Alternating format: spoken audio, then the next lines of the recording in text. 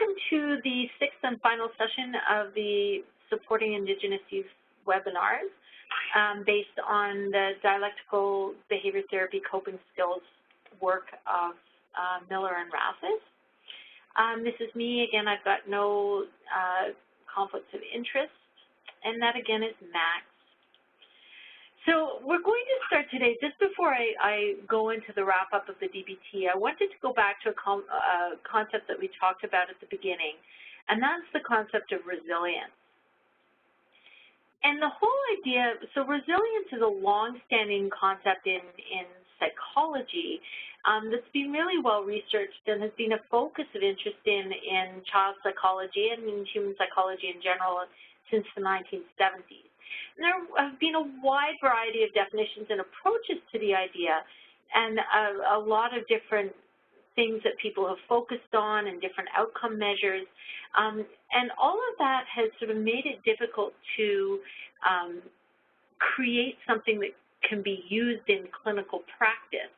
But what has been agreed on by everybody who's looked at it, and that's included huge names in psychology and psychiatry like Bronfenbrenner, like Rutter, like Offord and Resnick, who are all big names in the area, that resilience is a tremendously important part of human existence.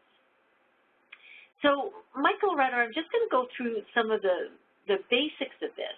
But Michael Rutter in the 1980s started to look at the developmental and situational mechanisms involved in protective processes. So basically, what was it that made some kids do well while others didn't? What were the protective factors that helped kids, even if they'd been in difficult situations or had difficult experiences, survive and get through it intact? And he looked not just at the factors themselves, but on how those factors worked to affect the outcome and how the child did in the long run. And so the focus of the resiliency work back in the 80s became identifying factors that would predict resilience and predict positive outcome for children. And then how could we develop interventions to promote those factors? And so the goal of a lot of those problems was to help kids develop better skills for dealing with stress and adversity and trauma, helping kids develop healthy skills for adulthood, so how to help them learn to goal set and plan, how to help them develop better capacity to relate to others, and also respect for themselves and others. And as you can see, if you've been through the other 5 sessions in this series, a lot of this is what we're talking about in DBT. The studies that have looked at resiliency have identified factors in children's lives that would predict how they did well, who could experience adversity and still do well. And the studies have really tried to look at how to determine how those factors act to protect the kids. So, for example, many kids experience adversity in their lives, but not all struggle with it later on. So there's been a focus on biopsychosocial models, so looking at how all the different areas of the individual's functioning and whether some things protected them when things went wrong in other areas. So Cowan looked at the promotion of wellness. Cowan looked at 4 basic concepts in wellness and talked about competence and resilience, social systems, and empowerment. And really saw resilience as a fundamental component of wellness. Lorian in 2000 looked at the fact that when we're talking about wellness, it's not just about the absence of pathology. It's about actually being healthy in a variety of ways rather than just not being ill. So in medicine, one of the things that's really problematic is that we're very much trained to look for symptoms of illness, but we're not trained to look for how to help people be more well. And so when we do assessments in medicine, and that's true of medicine and nursing, like doctors and nurses, we tend to focus on quick and efficient and do check mark assessments and like really quick scans of how people are doing. But we don't really get to understand the symptoms that the person's having and that the context of their lives and how whatever they're experiencing is specific to the context. Dan Offord, who's someone near and dear to me, who was one of my teachers at McMaster, talked about the importance of helping children to develop social skills, help them do as well as they can academically, help them develop a sense of belonging, and then really importantly, a sense of personal efficacy. So how can they move forward in the world feeling that they can actually make a difference in their own lives? And he actually did some of this running a camp for children who were at risk, who had experienced adversity, but that really focused on team function and skill building, security, and on building kids' strengths. And I showed this slide in the first session, which is really a view of what's mental health. So not just, again, not just absence of illness, but what are the areas affected that we need to focus on for health? What are our activities, our relationships, our sleep, our exercise, our diet, our substance use, our sense of structure in our lives, and more than anything, I think, a lot of the time, a sense of purpose.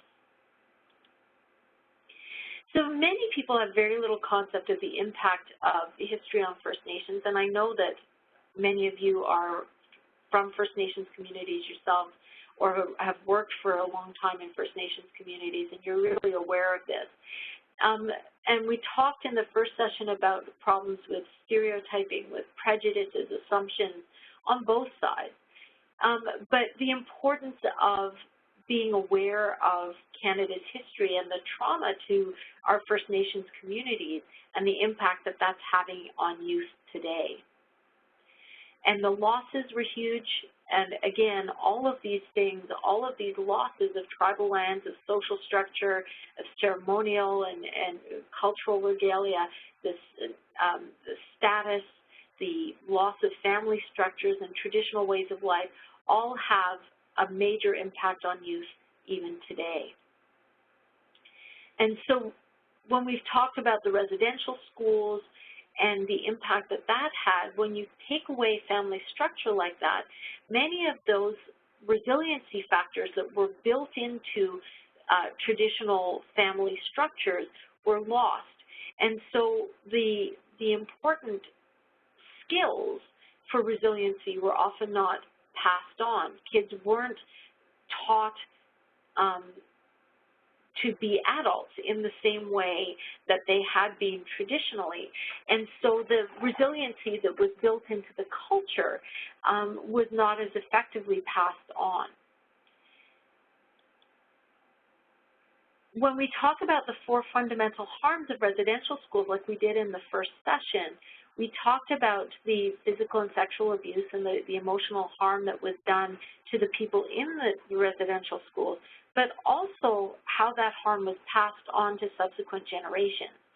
Losses in education, losses in culture and language, and harm to the family structure were the other fundamental harms. And the loss of the parenting skills, so when kids learn to be parents, they learn it from the way they were parented. And because that was lost to people who were in the residential schools, what they learned about parenting was often very harsh and threatening and traumatic and abusive.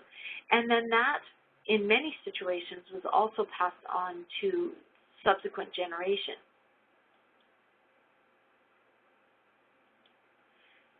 So we also talked in the past, and I'll talk a little bit later as well, about 4 fundamental core values that are basic needs for all people. And so a need for belonging, which is one of the bases of resiliency.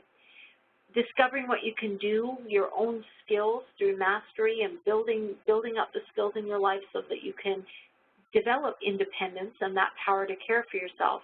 And then the ability to give back to the next generation and to the people around you. And those are all fundamental parts of a healthy life and a fundamental part of personal resiliency. This is the circle of courage that I've talked about that was developed by Martin Brokenleg based on his assessment of what had been lost by the Lakota people through the residential school system and what had been fundamental parts of Lakota culture that were what made the culture strong. And he talked about the importance of belonging, mastery, independence, and generosity in developing healthy lives. So one of the things that we've looked at is how these map onto each other, things like attachment and belonging and significance, achievement, mastery, and competence, autonomy, independence, power, altruism, generosity, and virtue. These are recurring themes in studies of what makes people healthy. And in the World Health Organization talks about mental health as a state of well-being in which every individual realizes his or her own potential, can cope with the normal stresses of life, can work productively and fruitfully, and is able to make a contribution to his or her community. And all of this comes back again to those descriptions of resiliency that I just gave you. So at Six Nations, where I've worked for many years, we have developed a series of programs and groups for people in the community who are involved with the mental health service to try and build resilience. And some of those groups, and they're continuing to evolve, include a Couch to 5K running group, and then they will actually do the Tom Longboat Run, which is a 5 or 10K run at the end of that group. Hiking in the area, so learning about the natural environment, walking in the woods and being part of that, doing yoga with one of our physiotherapists, gardening in a local greenhouse, and learning to cook traditional foods using local produce, much of which is grown in the local greenhouse, learning to do crafts that are part of the culture or culturally relevant. We have a traditional healer who does medicine walks with our groups of clients, and we live on a river, and we have started getting people paddling. So I'm just going to show you some quick pictures. So these are the Cornhusk dolls, partly finished and completely finished, that have been done in the craft groups. This is Kelly Gordon, who's a dietitian who works with us, who's braiding corn, and that was the corn. The husks were used for the dolls. The corn was made into food and other crafts and crushed into flour, and people were able to do that and learn those skills. And then this is about the greenhouse and learning how to grow plants.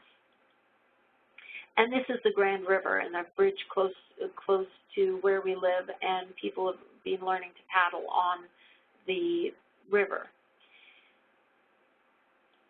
So all of these are things that obviously every area is different, but some of helping youth is finding out what's available in the community and what's important to them, and helping use all of those resources to help them build an existence and a life where they feel that they are gaining skills and moving forward.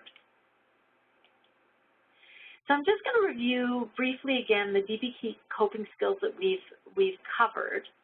And again, session 1, it was just about context. Session 2 to 5, we focused on mindfulness and distress tolerance, emotional regulation, interpersonal effectiveness, and walking the middle path. And then we have finally arrived at today, which is our review and summary. And our goals overall were to try and find some ways to help you to provide distressed youth with coping skills to manage their emotions so that they didn't act impulsively and harm themselves or rely on substances to help manage their emotions, and to find ways to help them increase healthy life skills and habits, and then possibly, if it was appropriate to them, to look at ways of integrating some of these with cultural practice. We talked about the idea of the whole idea of dialectics, so the fact that acceptance of who you are and change for growth can both be true, even though they sound like they're opposing. And the whole idea of the synthesis of those two things is that dialectic therapy. And we talked about the idea of wise mind, so the concept of wise mind, which is central to that, and the fact that our emotional mind, we tend to react from feelings, not thoughts, and our reason mind, which is really just the facts, ma'am, and also not necessarily always helpful, because just the facts may be true, but it doesn't always work well in our relationships. And so finding a way to combine our reason and our emotion to create a wise approach that serves our needs, but also takes into account our situation and our ability to work with others. And this is the manual that we've worked on. And here's just a brief diagram about dialectical behavior therapy skills. And so we've talked about mindfulness, so the idea of being self-aware and in the present, accepting, monitoring emotion without reacting to it, actually thinking through things, and using focus and attention. We talked about emotion regulation, so awareness and recognition of emotion, cognitive behavioral therapy techniques, that cognitive triangle that we reviewed in the first or second session, and then that whole idea of reason versus emotion versus wise mind. Then we talked about distress tolerance, interpersonal effectiveness, and walking the middle path, and I'm just going to review these quickly. So mindfulness, we talked about teaching us to be aware and taking control of both our internal and external worlds differently, and having an awareness of our thoughts, feelings, behaviors, and urges. And that allows us, being aware like that allows us better emotion regulation and better control of our responses, so that we can use intentional control and take control of our behaviors and make thoughtful change as opposed to impulsive decisions. So some of the activities that can help with mindful stress reduction are things like walking, so being aware of every step you take, everything you hear, everything you smell, everything you feel, everything you taste, the experience of your body moving through the air and over the ground. So that can be a mindful and distress-lowering experience as well. Things like music, so focusing on sound, focusing on the feeling of your hand on a drum or a string or a key or a bow, the change in the feeling of pressure on the skin or the string of your instrument, those kinds of things. So mindfulness can be a part of many, many activities. It's also a part of many spiritual practices, whether that's prayer or smudging. It can be a part of your experience with nature. So taking a mindful approach to watching the sky, the clouds, how the light shifts during the day, watching the stars and the moon and the planets and the movement of those at night, listening to the wind in the trees or the water on the shore as you're walking in nature. So all of those things can allow you to bring your mind back to the present. And all of them are more effective. Mindfulness is always most effective with regular practice. Then we talked about walking the middle path, which brought back the idea of, so I'm actually doing these in reverse order for a specific reason, because I want to get to the crisis things at the end. We talked about bringing back the idea of dialectics, balancing acceptance and change, seeing situations from different points of view, and the benefits of walking the middle path, so including those alternate ways of thinking and working through conflicts and having a more flexible and adaptable approach. In interpersonal effectiveness, we talked about assertiveness skills and ways to establish and maintain positive relationships, and the importance of healthy relationships in having a resilient and healthy life. We talked about using assertiveness to get what you want or need and doing that in an appropriate way, and also using assertiveness to be able to say no and stand up for yourself without damaging your relationships. Some of the skills that were used were give, so be gentle, be interested, be validating, be easy-mannered. The dear man is for assertiveness, which means describe the situation, express what you want, ask for feedback and input, reward the other person with something that you can give them, be mindful, appear, So look at the appearance of what you're looking for and being able to negotiate. And then the fast skills, so being fair, the importance of fairness, the importance of apologizing when it's appropriate, the importance of sticking to your beliefs, and the importance of using the truth and not exaggerating or lying in your interactions. All of those are important interpersonal skills. When we talked about emotion regulation, we talked about the importance of being aware and recognizing our own emotions as well as those of others. We talked, like I said, about the cognitive behavioral techniques. We talked about wise minds. And I really liked this quote because it was so relevant. I think the idea that holding on to anger is like grasping a hot coal with the intent of throwing it at somebody else, but you're the one who gets burned.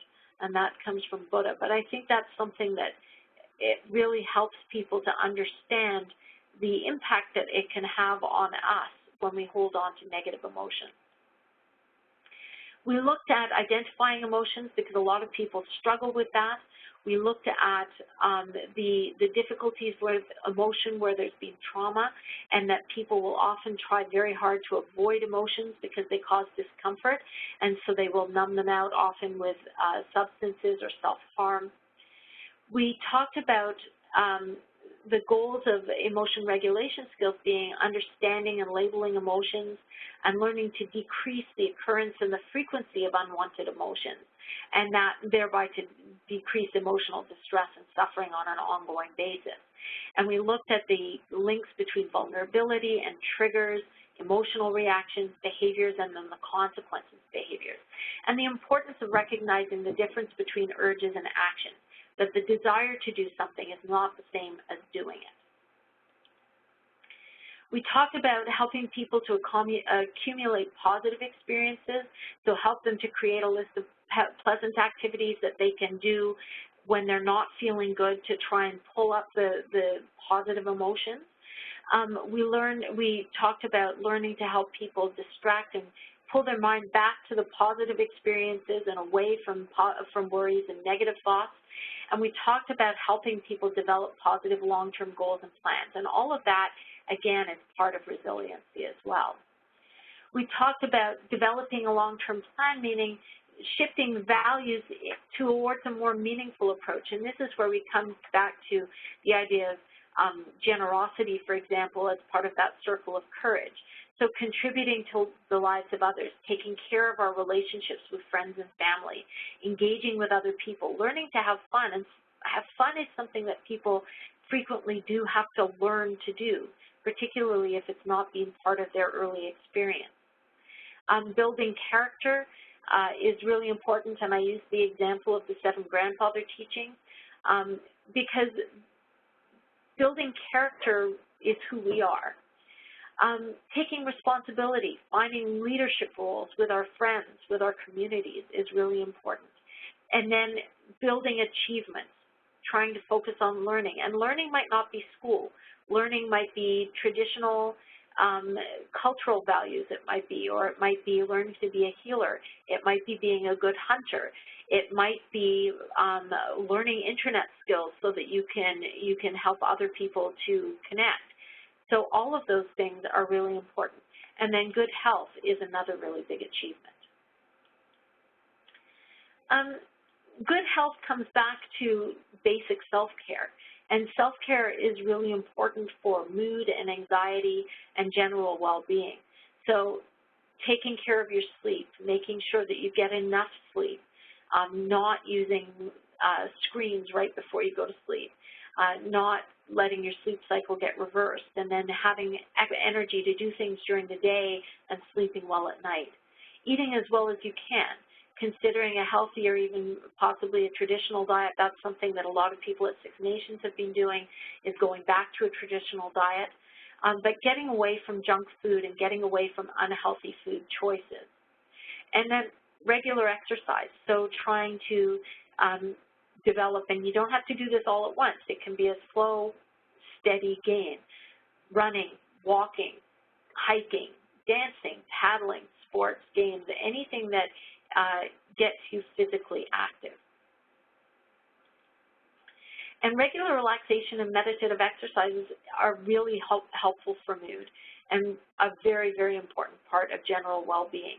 So when you're getting angry, having some healthy activities that you can go that will vent some of your energy. So walking, running, other exercise. But even things like music or art, anything that helps focus your interest on something positive and can help shift your mood into a more positive place. And then taking a short breath to breathe, just stepping outside and taking deep breaths and using some of those breathing exercises can be really important. And then the last area that we talked about, which was really the first area that we talked about, but the last area for today is distress tolerance. So the goal of distress tolerance is to help people tolerate the discomfort of emotions until problems can be addressed and solved. So there are two types of distress tolerance skills. There are crisis survival skills, so managing in the moment, and then reality acceptance skills. So how to accept when there are things that you can't change and learn to tolerate that in the long run. So some of the distress tolerance strategies we talked about, and I'm not going to go into these in detail because they're there if you want to look back in the presentation. The crisis survival skills were wise mind accepts, the self-soothing skills, improving the moment, pros and cons, and tip skills. The tip skills were the ones where we use like cold water on the face to change the uncontrollable urgent emotion. Some of the crisis survival skills, things like distractions using puzzles or coloring or other forms of art or humor to change the way you're feeling and keep your mind away from the worrying or upsetting thoughts. Some of the soothing strategies, so using all your senses, using music, images, scents, textures to help soothe you. And then managing extreme arousal, like I said, the tip strategies, so using ice or ice cubes or cold water rather than resorting to things like cutting, which people often do to decrease that extreme arousal. So wise mind accepts, again, looking at the activities, how can you make a contribution, not comparing yourself to other people in a negative way, using art or music to change your emotion, temporarily distracting yourself, finding ways to change your thoughts using reading or art or song, and then intensifying other sensations to decrease the one that is uncomfortable for you. Some of the self-soothing strategies, so just standing in the moment and finding things in your environment to look at, or things that you're hearing, things that you can sing or listen to music, listen to nature sounds, changing what you smell, or just smelling what's around you, taste if you're somewhere where that's appropriate, the feeling of things, patting a dog or a cat, and movement. So movement can be really important for soothing. Improve the moment, and again, these are just short-term fixes to help you feel better. So using imagery to help calm yourself down, finding meaning in things, focus on things that are meaningful to you, using prayer to Creator, God, whatever power is important to you. Relaxation, so using progressive muscle relaxation, getting a massage from a friend, having a bath if that's something available, or a swim if that's something available. Learning to focus on one thing in the moment, trying to take a vacation, and that doesn't mean going to Mexico, that can mean just going for a walk, taking a vacation from those unpleasant thoughts and feelings. So going for a walk, reading, relaxing, watching something on YouTube, something that changes where you're at. And encouragement, so learning to tell yourself positive things. And then the tip skills, like I said, so when you're really so upset and angry that you can't remember your skills, you can't settle yourself down, use your body's natural emergency systems for calming. So using ice or cold water to help lower your heart rate and your blood pressure so that you can think more clearly. Again, just important to know that there are no medical reasons not to teach this to somebody. So for example, something like the dive reflex, where putting your face into cold water, if somebody has a dysrhythmia, that can be a risk. Problem-solving strategies. So the reality of life is when there's an upsetting situation, you can either solve the problem, change how you feel about the problem, accept that it's there, stay miserable, or make it worse. And just because you accept something doesn't mean approving of it or liking it. It just means that it is what it is, and you can't change it. Willingness and willfulness is another one that we looked at. And then the thing that I think is most important, and the reason I wanted to end the review with this is the importance of building a crisis survival skill. So helping you, whatever you've gone through with them, all of these different exercises, finding what works for them, because not everything works for everybody, but help them build a collection of strategies or things in their lives that help them to manage distress, and have one that has everything in it and one that's just portable, things that they can take with them and carry in a pocket so that when they get upset and they're outside, they've got something to rely on. And so just a collection of the strategies that have worked for them and reminders about what those skills might be so that if they're upset, they have something to lean on. We talked about the importance of safety planning, so who are their supports, what are the activities they enjoy, are they safe where they're living, what are the things that have helped in the past, and these are things that can be reviewed every time you see them when they're in distress. And the importance of finding their strengths. So often when kids are really distressed, they don't see the positive things about themselves, and our job is to find those things, even when they're not obvious, and help them to work towards goals and building successes and connections. So anytime there's a child or a youth who's struggling, you need a crisis plan. So if they don't have a list of support people, it might be that those support people are all going to be professionals, the people in the nurses station, the teachers, kind of people, but it's really important that they know who they can go to if they're distressed. If there are crisis hotlines available, that might be an option. And then having a bag of distractions, sort of calming activities that help them soothe themselves so that they can have something to turn to in the moment. So just to sum up, I'm going to talk a little bit about promoting wellness. And I think that anything that we can do to help our youth have the healthiest lifestyle possible is important. And building stable relationships and having a healthy lifestyle are the building blocks for wellness. They're the foundations of that house of wellness. So giving them those skills to help them manage distress and stabilize their sense of being emotionally overwhelmed so that they don't rely on hurting themselves or substances is really important. This is an image from Aaron Paquette, who's one of my favorite artists and thinkers, and he points out that we're spiritual beings who are here having a physical experience. So it's really important that we take care of our physical selves so that we can experience what's out there and have the energy to do the things that we want to do. So that's just a reminder for us to be looking after physical health.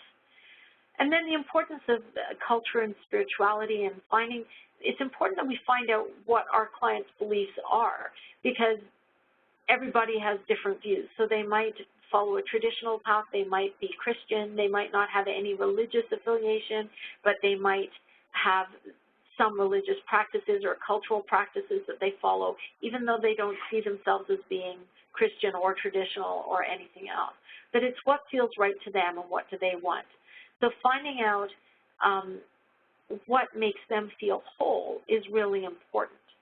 Traditional beliefs can provide a framework for a healthy life, but not if it's false to them. So we don't want to be forcing those ideas onto someone who doesn't want to follow them. So just some of the options. This is my friend Daniel who's offering tobacco, and this is just outside Wounded Knee. So he follows a traditional path. And there are many different traditions in First Nations cultures. And this is another image from Aaron Paquette, and this is his depiction of the Manitou stone. Buddha is a lot of the ideas that we've talked about have come from Zen traditions and the whole mindfulness strategies, but we've used them because they're healthy and they help people. There are many people that we know who are Christian, and there are many positive Christian beliefs that can be very helpful. Again, it's what fills your soul and what makes you feel that you are where you want to be, and whatever gives you the soothing and the support that you need to feel that you're moving in a good direction in your life. So there are all kinds of skills with parallels in various cultural practices, whether it's prayer or contemplation. For me, I love being in the natural world, and that's where I feel most at home and most whole.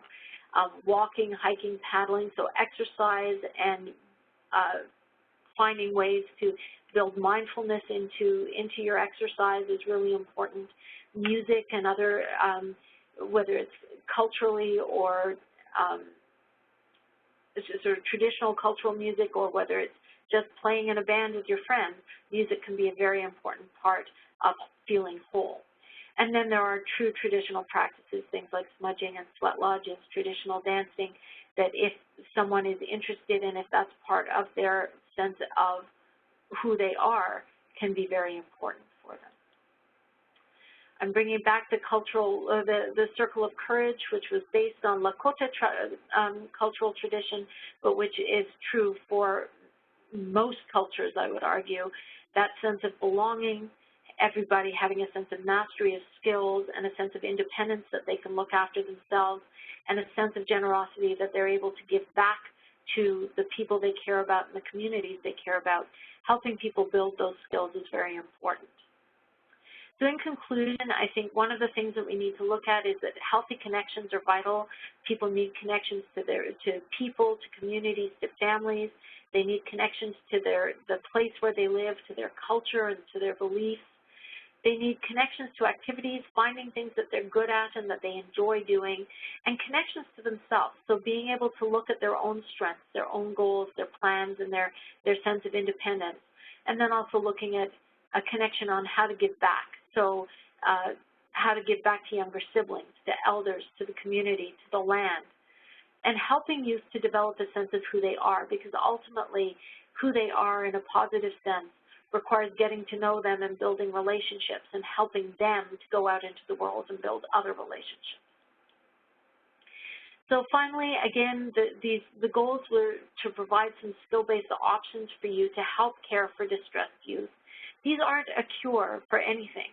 They are just skills that hopefully will help youth to have an alternative to self-harm, an alternative to drugs, and a way of starting to build up a healthier lifestyle so that they can move forward and problem solve rather than act impulsively because they're acutely distressed. I think the crisis survival skills can be really helpful for helping kids settle, and you can have crisis survival skills just in your offices to use with people. All it takes is, you know, some soft materials or coloring materials or anything that helps people to just sit and settle for a few minutes. Again, I would come back to the idea that actively suicidal children and youth always need full assessment in a secure environment. And I know that that's difficult for you, but that's fundamentally a huge part of what we do. But I'm hoping that if we can use some of these skills, there will be fewer children and youth needing that acute intervention. I hope that you found this helpful, and I look forward to talking to you all through the community of practice. I'm available if you have questions via email or via the community of practice website, and I hope that at some point I will get an opportunity to meet with you in person. Thank you very much for listening.